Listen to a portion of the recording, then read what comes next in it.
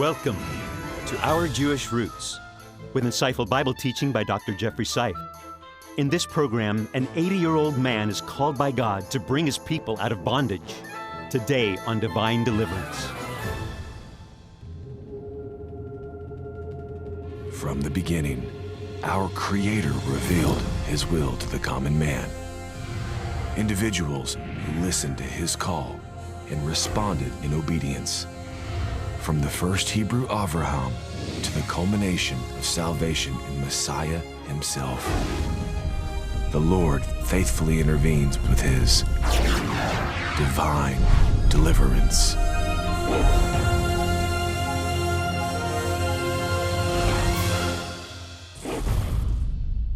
Thank you for joining us today. I'm David Hart. I'm Kirsten Hart. And I am Jeffrey Seif. Being a Jewish guy, hey, look, we're looking at Moses today. Works for me. What about you? I gotta tell you, he's my favorite. He is. I love Moses. Why? Because he complained to God and God still loved him. He was just really real. There are things about Moses' life that were, yes, divine encounters, but he was so honest and so real to God, and God was just like, you're my boy. I love it. I don't think we knew his name was Moshe, though, before this. No, we've learned a lot of things You from learn a you. little Hebrew. That's I grew right. up in Sunday school, but you're getting a new perspective. That's good. Moses hears from a burning bush today on a dramatic reenactment. Let's go there now. While attending sheep, Moses would hear a voice from a burning bush.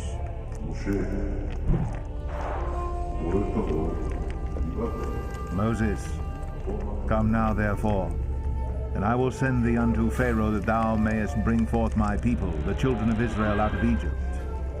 And this is my memorial unto all generations.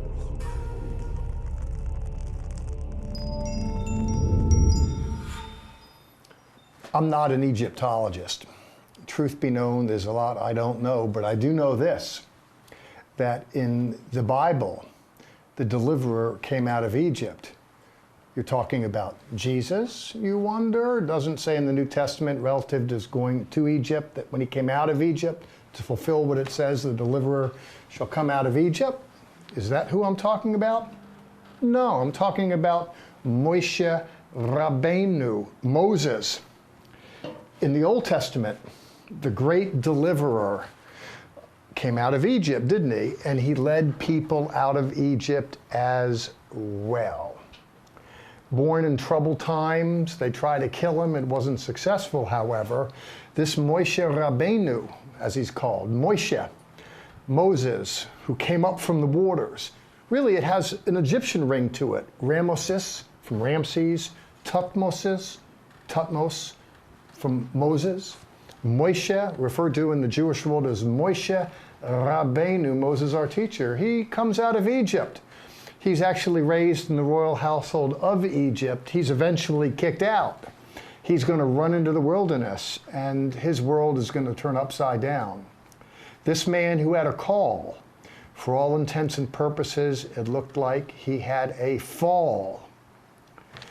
And there he was in the wilderness. Time had passed, and all of a sudden, in the third chapter of the book Shemot of Exodus, he hears a voice. Well, first he sees a miracle. He's a man of the outdoors. He sees a fire and nothing's getting consumed. He hasn't seen that before. God uses the supernatural to get his attention.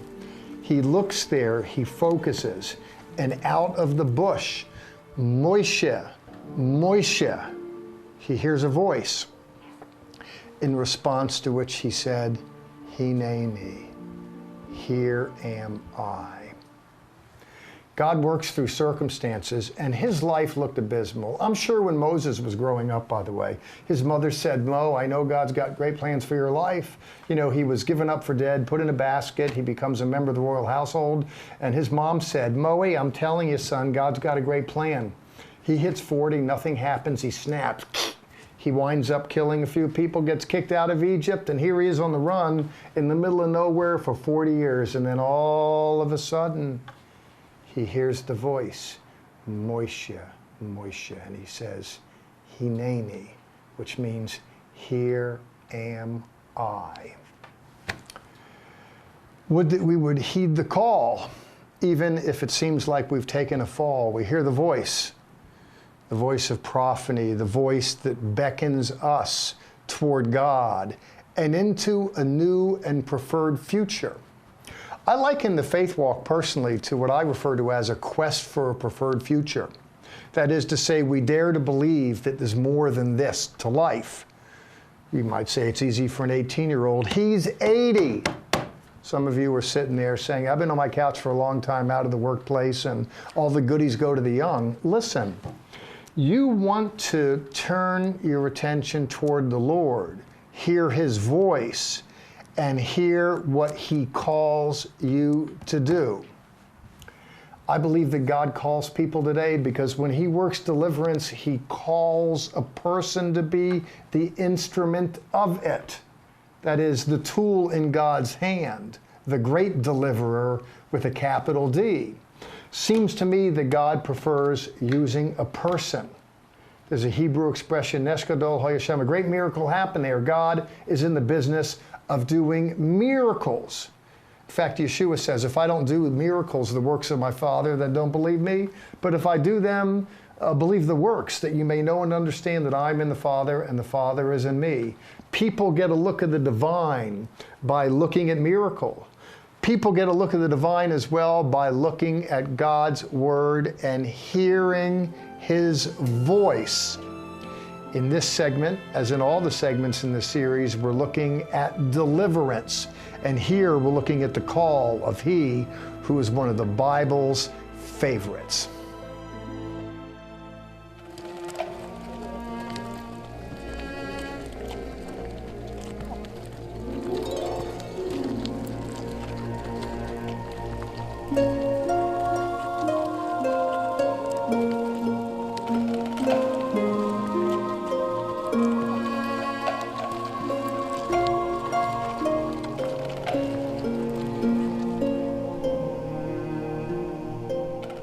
As the journey progresses, the tabernacle will be central to the life of the Israelites.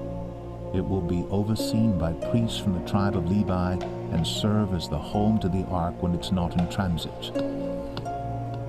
And the Lord spake unto Moses, Every man of the children of Israel shall camp around the tabernacle, some distance from it, each man under his standard with the banner of his father's house. It was here, in a desert encampment, that the Israelites were transformed from a shapeless mass of people into a nation whose progress would be prescribed down to the minutest detail. The covenant was taking form. First book I ever wrote was with this famous guy named Zola Levitt. I was working with him as an intern, and I wrote a book on the tabernacle called The House That God Built. And I was so pleased that it was co-authored by Zola Levitt and Jeffrey Seif, and I think I even got the top billing, and I thought it was the cat's meow. Well, never mind my excitement. I'm excited to take you to the book of Exodus, and I'm sure the children of Israel were excited to get there, considering the trauma and the drama. The trauma of bondage for hundreds of years, the drama. God raised up an individual, Moshe Rabbeinu, who went to Egypt and brought them out of Egypt, and they came into a wilderness. They came to a mountain, and they came to a place where it was time to learn to worship. 25th chapter of Exodus, they are beckoned to build the Mishkan, is what it's referred to as, tabernacle. The word tabernacle comes from a Latin word meaning booth. I call it God's Winnebago, His RV, His traveling home in the wilderness. In chapter 25, verse 8, have them make a sanctuary for me, a holy place, so that I may dwell among them. And when we look here in the biblical text, we see that people were minded to contribute to the war effort. I love the picture here, by the way, and I want to say I love the pictures that we showed you.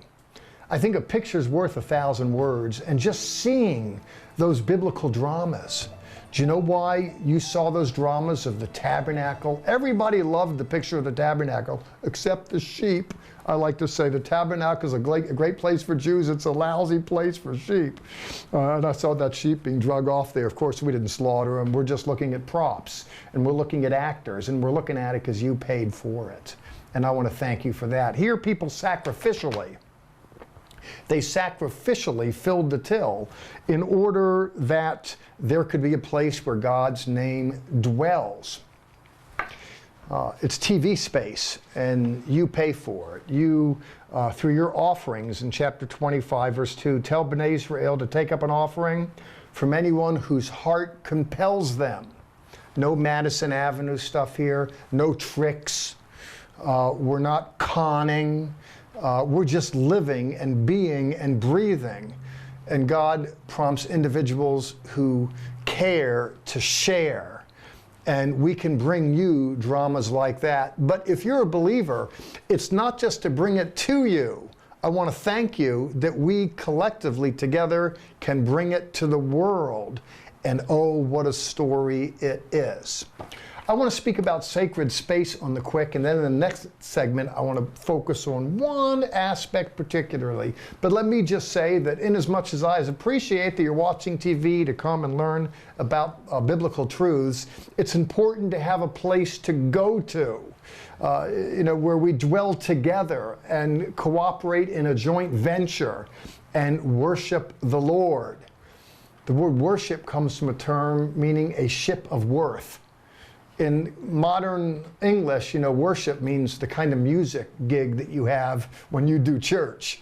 Worship really comes from a ship of worth. That is to say, individuals finding value and investing in. Individuals find value in the Lord and in linking up with others. A bunch of fellows in the same ship. That's the word fellowship. And we share our resources. We share our talents.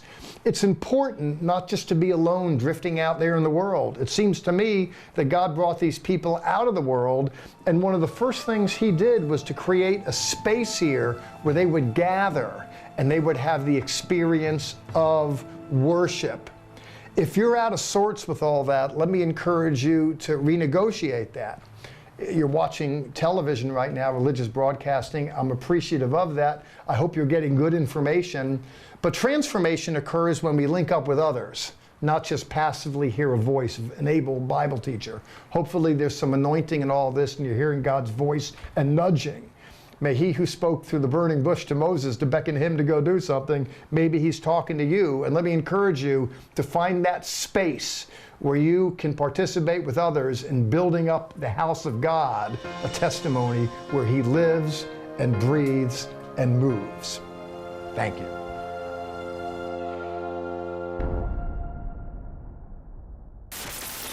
If you only watch us on television, you are missing additional content available only on our social media sites, Facebook, YouTube, and Twitter. You can always visit our website, which is home base for all of our ministry activities and information. There you can sign up for our free monthly newsletter, watch the TV program, or visit the online store. You can sign up for a tour of Israel and Petra, or a cruise to Greece and Ephesus. Please contact us for more information. I am so excited about this week's resource. For a donation of $35 or more, if you want to be more generous, we would not turn that down. We have these gorgeous Hebrew cards. Now, these are greeting cards. If I can show you real quick. It is hand water painted. Okay, each card isn't individually hand water painted, but they're all hand water painted and blank inside, which is wonderful because they can be an anniversary card, they could be a birthday card, they can be a thank you card. Look at these, they're gorgeous. And the reason I'm telling you I love them because I have gone through these at home so fast. It's a lost art. Letter writing notes is a lost art. $35 or more as a resource, as a blessing this ministry. These will come to your home. Here's one thing, I've just got to tell you this. It's a single stamp. Now, if you know what I mean, that matters. There's big card, but you don't have to double stamp it. Single stamp, gorgeous cards. Order multiple packs, you won't be sorry. Now let's go back to the story of Moses and see how the Ark of the Covenant was fashioned. And they shall make an ark of acacia wood. Acacia trees grow in Sinai's desert plains, and although the wood is lightweight, it is hard and extremely durable. The framework of the Holy Ark will be fashioned on this very wood. Bezaleel is the craftsman. His assistant is Aholiab. And Bezaleel overlaid the ark with pure gold within and without, and made a crown of gold to it round about. And he cast for it 4 rings of gold, to be set by the 4 corners of it. And he made staves, and overlaid them with gold. And he made the mercy seat of pure gold. And the cherubim spread out their wings on high, and covered with their wings over the mercy seat. And Moses commanded the Levites, take this book of the law, and put it inside the ark of the covenant of the Lord your God. I think all Bible teachers are time travelers. That is to say, we take people back. If we're going to the New Testament, it's 2,000 years. If we're going to the Exodus, it's 3,400 years, give or take. We're going back. And storytellers not only tell it, we have the option with television to show it. And so you see the dramas that we show in conjunction with this series. But particularly now, there is a piece of furniture that belonged to the tabernacle that has amazed for centuries. And what am I referring to? The Ark of the Covenant. Producers in modernity have made millions on it. I know you're thinking of the Raiders of the Lost Ark, Indiana Jones, that whole notion of going back and looking for biblical artifacts. It really has occupied the attention of adventurers for years. And there are modern day Indiana Jones type on a search to find. And similarly, there are religious Jews that are on the search to build the accoutrements of the tabernacle according to what's prescribed in the scripture as interpreted by the rabbis. And those that have gone to Israel with us, I mean, there's lots of tours. I mean, we want you to see the good news through the eyes of the Jews, not just on TV, but when you get to the land itself. And in Israel, there's a place there, the Holy Land Institute, where they're actually refabricating the paraphernalia that went with the tabernacle. But there's one piece of furniture they're not going to build. The menorah's been built, the candelabra, the table of showbread, it's all been built. You come with us, we'll show you. That's been built. But the Ark of the Covenant, it's not going to be built. It's going to be found. And what is it? Well, it's found in Exodus chapter 25 here, verses 10 through 21. They are to make an ark, the Ark of the Covenant. Fascinating piece of furniture within which was placed certain religious items, the foremost, the 10 Commandments themselves. It's overlaid with pure gold. It's a box, if you will. And atop the box, there's guardian angels. Cheruvim. It's fascinating. We're told in verse 17 that we are to make an atonement cover of pure gold. And it's referred to, by the way, in Hebrews chapter 9, verse 5 as the mercy seat. God will say in the text that he comes and dwells there. It's interesting. This is God's house. This is the master bedroom, the Holy of Holies. And this is the master bed where he comes and dwells. And he dwells in a place that's referred to as atonement or forgiveness, or to use the Hebrews 9:5, mercy, a place to find mercy. For those minded to disparage the Older Testament and argue that there's just an angry God who's completely unforgiven, that says more about the bias of the person who's telling the story than it does about the literature itself. It looks like God is making a means here where people can come and find him and find mercy. We're told here, however, that it's guarded by these cheruvim, these guardian angel types. It's a fascinating picture, and I'm glad that you could get a window into it through the dramas that we bring you. And I'm pleased to give it to you. You're the one that gave it to us, by the way. It's your donations to keep the cameras rolling and the actors acting. You know, one picture is worth 1,000 words, and so I'm just glad for you to see these spread out dramas and for you to get a window into these important particulars. Here we're told in verse 20, the cheruvim, these angelic types, are to spread out their wings above the atonement cover with their wings touching, this kind of guardian image. In a previous series, by the way, if you've been following us, thank you. Have been supporting us, doubly thank you. But if you just want to see it, we did a series on Eden some time back that we spent a lot of time looking at these angelic figures that guarded the way to paradise. And here there's kind of a bit of Eden that's being retooled and remanufactured. Why is it happening? In verse 22, it's explicit. I will meet with you there. You ever heard the expression, an appointment with destiny? You ever felt a little lost in the world? Maybe you need to meet someone that can help you recover equilibrium.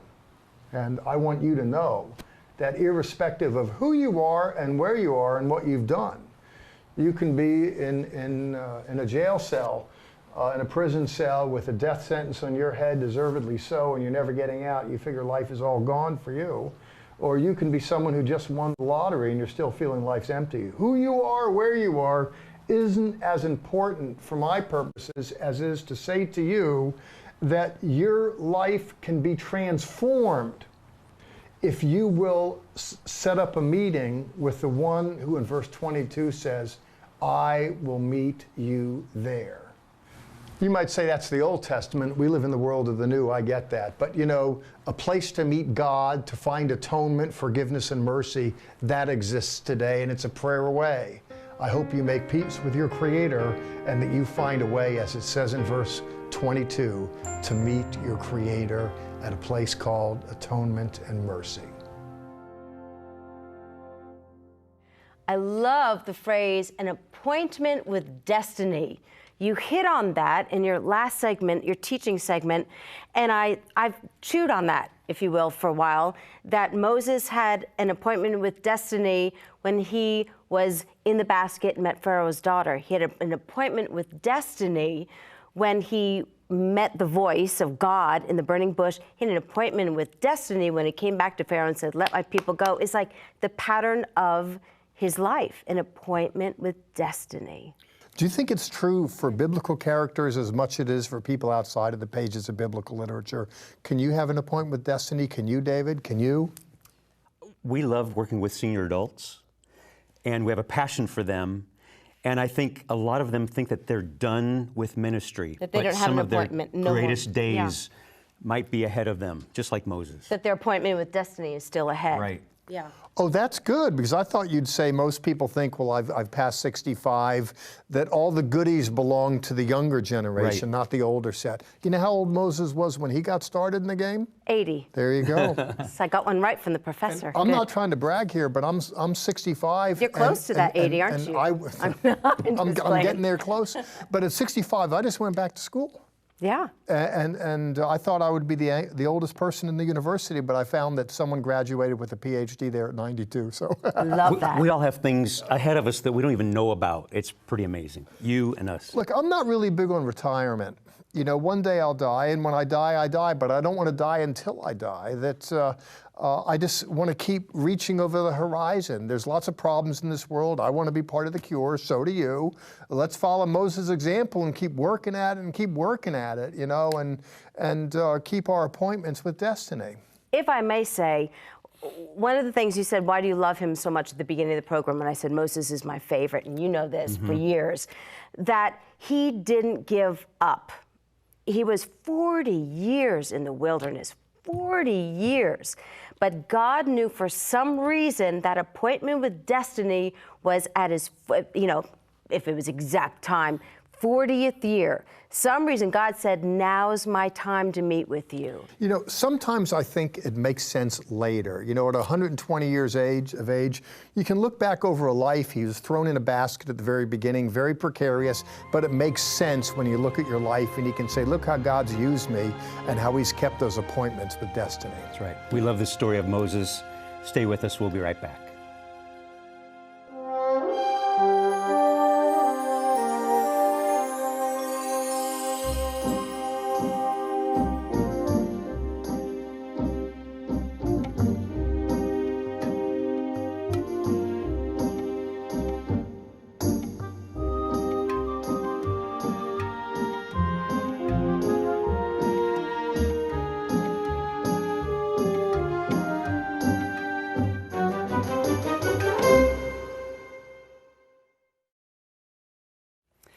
It is such a life-changing experience going to Israel. We've been about 10 times now, and we would love for you to join us. We go in the fall and the spring. You can find all the information right here on levitt.com. We so hope you are enjoying this whole series. Next week, Dr. Seif, there's a girl up to bat. Yes, she Right? is. And look what happened to her when she went on a trip to Israel. Life-changing good. experience, Good God's honest tie-in. truth. She It is. found love there and destiny and all the rest. Talk about having a divine appointment in the Holy Land. Let's go to Ruth. And she's the one who had the famous saying, where you go, I'll go. Where you stay, I'll stay. And you told that to David on more than one occasion, I did for 30 years. 30 years. Understatement, it's very true, yes. I guess you meant it. But it's fascinating. Ruth's not the only one. A lot of people have had special appointments when they go walk in the land. It's fascinating. Really, you want to go. It's just, you read about it in the Bible. Just go there. If you don't go with us, okay. But just go, for goodness sake. You really want to do it. Super life change. You don't believe me? Just look what happened to Ruth. That's good. We end our program today with a song from our founder, Zola Levitt, Thy Kingdom Come. Yes.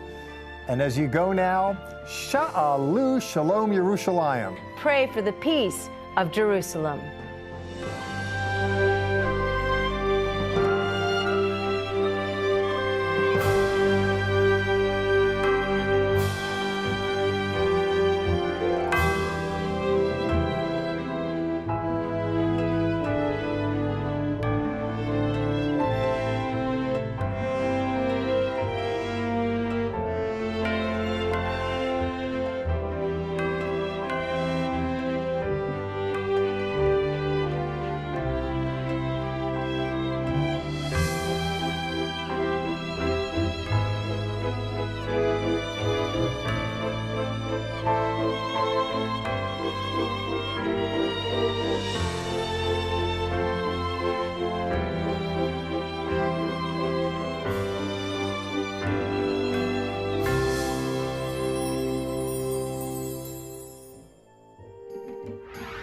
Join us right now for additional content that is only available on our social media sites, Facebook, YouTube, and Twitter.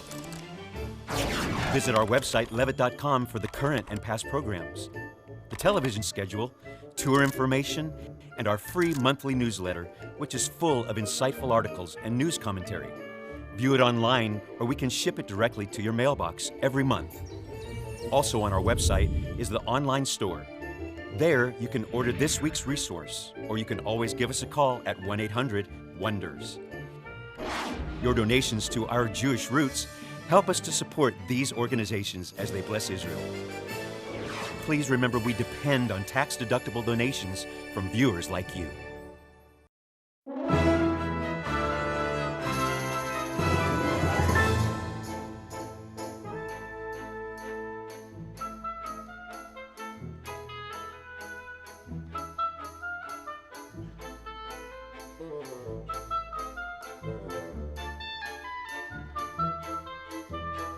This has been a paid program brought to you by Zola Levitt Ministry.